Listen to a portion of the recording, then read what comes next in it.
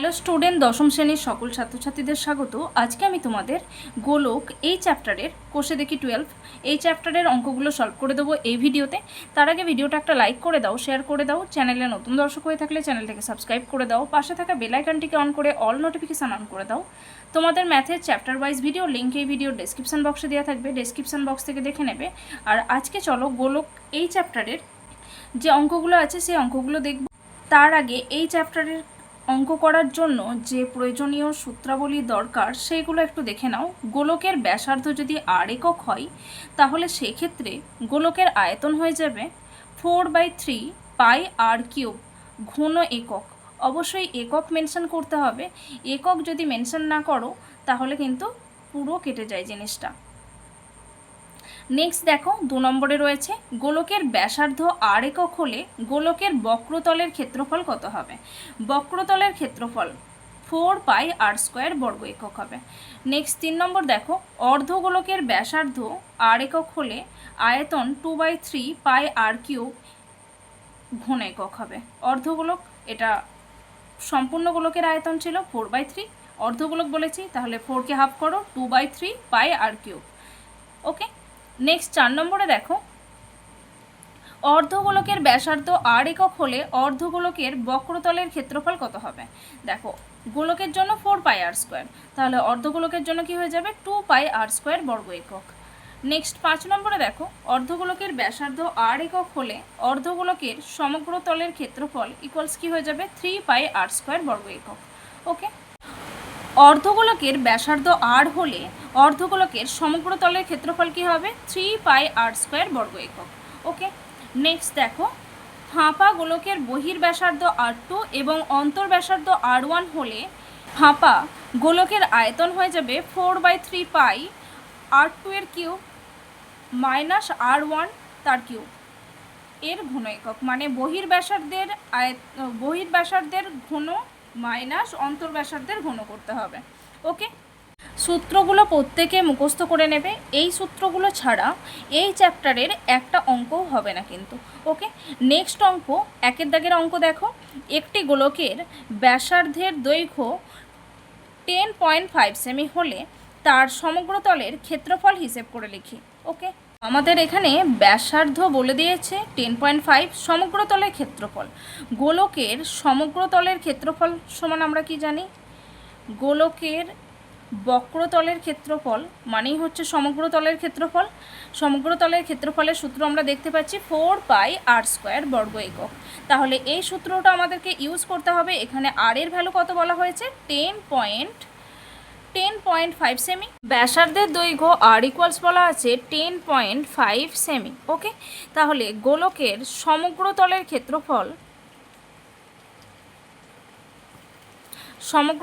ক্ষেত্রফল ইকুয়ালস কি হয়ে যাবে, দেখো আমরা বক্রতলের ক্ষেত্রফল বলে যেটা দেখলাম সেটাই হচ্ছে সমগ্র তলের ক্ষেত্রফল। এখানে স্ল্যাশ দিয়ে লিখে নিতে পারো সমগ্র তলের ক্ষেত্রফল কি বলা আছে 4 পাই আর স্কোয়ার। তাহলে এই সূত্রটা ইউজ করব 4 পাই আর স্কোয়ার। ওকে। 4 পাই মানে হচ্ছে 22/7, আর এর ভ্যালু কত পেয়েছি 10.5, এটার কি হবে স্কোয়ার হবে এত বর্গ সেমি। ওকে।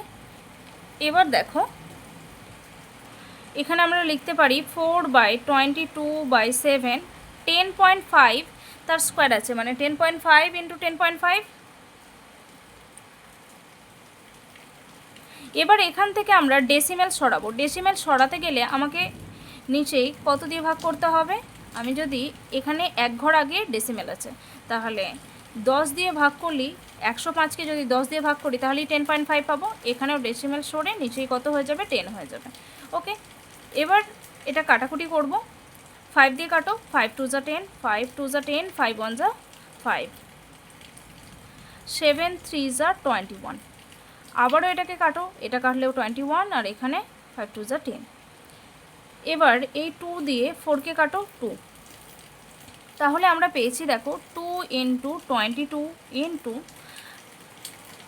আচ্ছা এখানে আরও একটা 2 পড়ে আছে, এই 2 কেটে দাও, তাহলে 2 আউট হয়ে গেছে। 22 ইন্টু 3 ইন্টু 21, এত বর্গ semi centimetre square.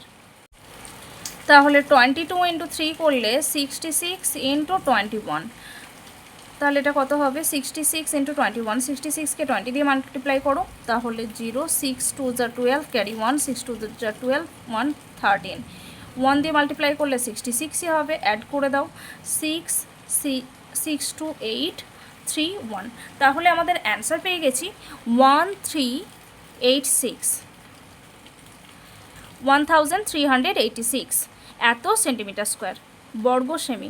Centimetre square মানেই হচ্ছে বর্গ সেমি। তাহলে আমাদের সমগ্র তলের ক্ষেত্রফল পেয়েছি 1386 বর্গ সেমি। সমগ্র তলের ক্ষেত্রফল 1386 বর্গ সেমি। ওকে, নেক্সট অঙ্ক 2 দাগের অঙ্ক দেখো। নেক্সট অঙ্ক 2 দাগের অঙ্ক দেখো। একটি চামড়ার বল তৈরি করতে প্রতি বর্গ সেমি 17 টাকা 50 পয়সা হিসেবে 431 টাকা 20 পয়সা লেগেছে। বলটির ব্যাসের দৈর্ঘ্য হিসেব করে লিখি। এখানে প্রতি বর্গমি এত টাকা করে, টোটাল এত টাকা লেগেছে, তাই তো? তাহলে এখান থেকে আমরা চামড়ার যে বলটা ছিল তার সমগ্র তলের ক্ষেত্রফল বের করতে পারবো। সমগ্র তলের ক্ষেত্রফল সমান কী হয়ে যাবে, যদি এই টোটাল টাকাটাকে প্রতি বর্গ সেমিতে যত টাকা লেগেছে সেটা দিয়ে ভাগ করি, তাহলে চামড়ার বলটার সমগ্র তলের ক্ষেত্রফল পাবো। অতএব চামড়ার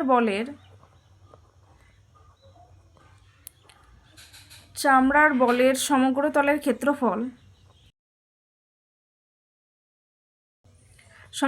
ক্ষেত্রফল ইকুয়ালস হচ্ছে কত হয়ে যাবে, এটা ডিভাইডেড বাই এটা 431.20 ডিভাইডেড বাই 17.50। ওকে, এখানে 0 0 কাটবো, ডেসিমেল দুটোই সেম পজিশনে আছে তাই উঠে যাবে, কোনো অসুবিধা নেই। 4312 ডিভাইডেড বাই 175। এবার এই দুটো আমাদের কাটাকুটি যাবে না, আমাদেরকে ডিরেক্ট ডিভাইড করতে হবে। আমরা যদি ভাগ করে দিই 4312কে 175 দিয়ে, তাহলে পাবো 24.64 বর্গ সেমি। ওকে, এত বর্গ সেমি। এবার এক্ষেত্রে আমরা ধরে নেব যে চামড়ার বলের ব্যাসার্ধ সমান আর। ধরি বলটির ব্যাসার্ধ আর।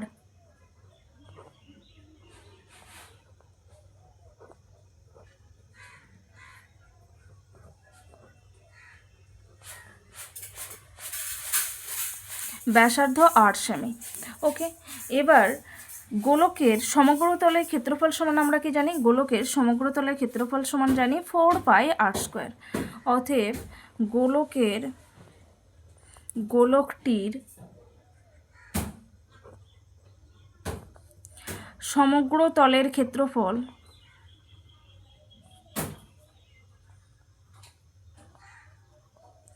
4 পাই আর স্কোয়ার বর্গ সেমি। 4 ইন্টু পাই মানে হচ্ছে 22/7 ইন্টু আর স্কোয়ার।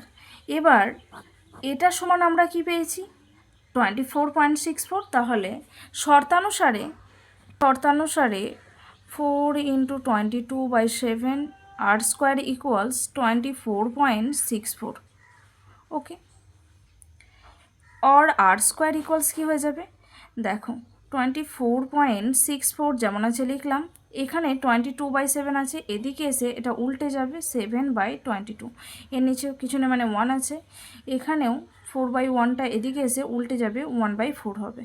ওকে, 4 দিয়ে ক্যান্সেল করবো এটাকে, 4 6 যা 24, ডেসিমেল উঠলো 4 1 যা 4, 2 নামে 4 6 যা 24, এখানে 6.16 হচ্ছে, এখানে 2 দিয়ে ডিভাইড করবো, এটা 11 হবে, তাহলে 232, আর এদিকে 2 দিয়ে কাটলে 236, ডেসিমেল উঠলো, আমাকে 1 নামালে হচ্ছে না, 6কে নামাতে হবে, তাই 0 বসালাম, তাহলে 16 2 8 যা 16। ওকে, তাহলে এখানে দেখো আমাদের পড়ে আছে 3.08 ইন্টু 7 ডিভাইডেড বাই 11। এখানে আমাদের এটা মাল্টিপ্লাই করলে হয়ে যাবে 21.56 ডিভাইডেড বাই 11। যদি এটা 11 দিয়ে ডিভাইড করা হয় তাহলে হবে 1.96, r square equals 1.96, or r equal কী হয়ে যাবে, or r equals root of 1.96। দেখো 1.96-এর যদি রুট করি তাহলে হয়ে যাবে 1.4। ওকে, তাহলে আর এর ভ্যালু পেয়েছি 1.4। আমাদের কি বলেছে, বলটির ব্যাসের দৈর্ঘ্য, ব্যাস হচ্ছে ব্যাসার্ধের দ্বিগুণ, ব্যাসার্ধ যা পেয়েছি এর দ্বিগুণ করে দিলেই আমরা ব্যাস পেয়ে যাব। অতএব বলটির ব্যাসের দৈর্ঘ্য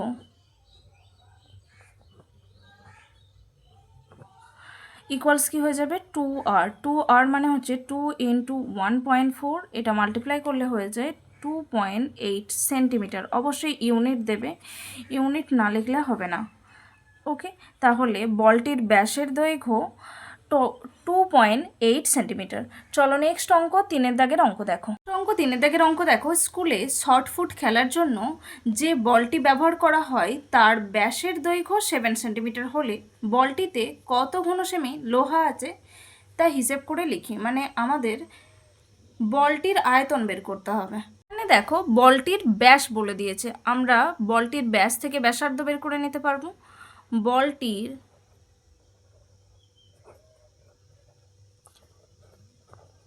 বলটির ব্যাস 7 সেন্টিমিটার, তাহলে বলটির ব্যাসার্ধ কত হবে?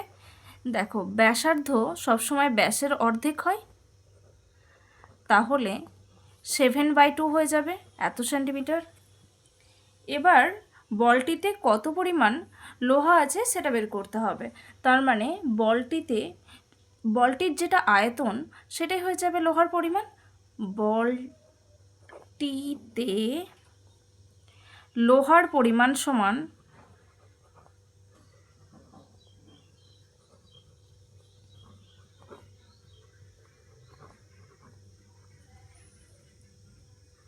বলটির আয়তন।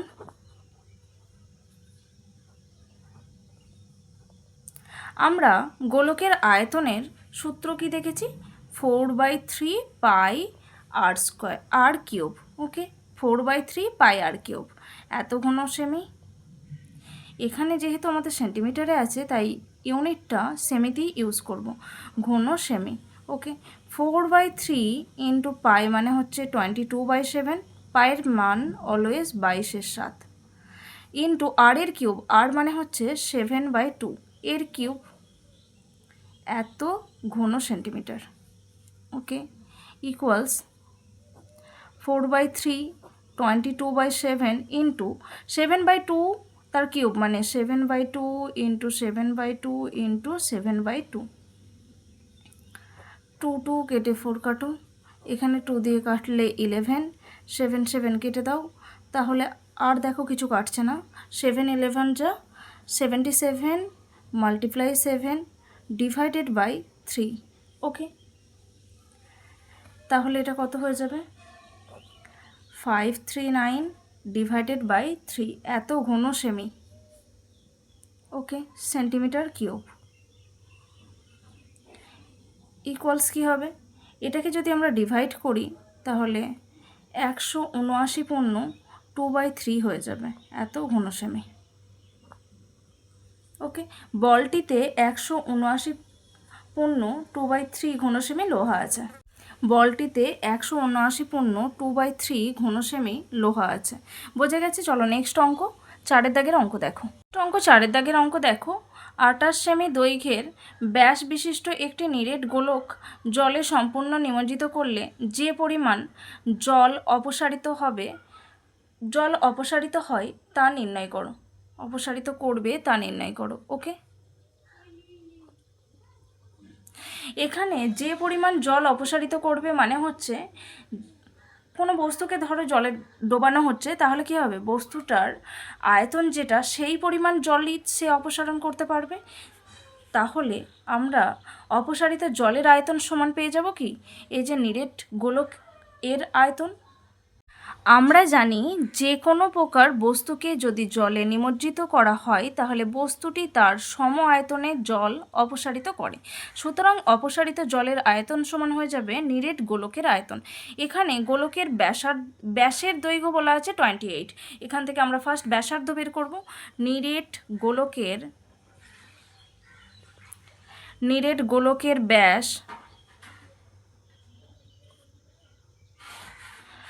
ব্যাস সমান 28 সেন্টিমিটার।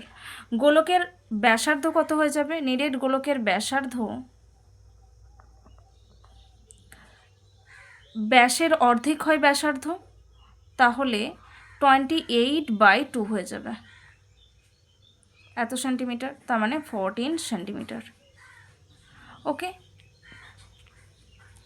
তাহলে নিরেট গোলকের আয়তন কত হয়ে যাবে? নিরেট গোলকের আয়তন সমান হয়ে যাবে, আয়তনের ফর্মুলা কি জানি? 4/3 পাই আর কিউব। এত ঘন সেমি মানে সেন্টিমিটার কিউব।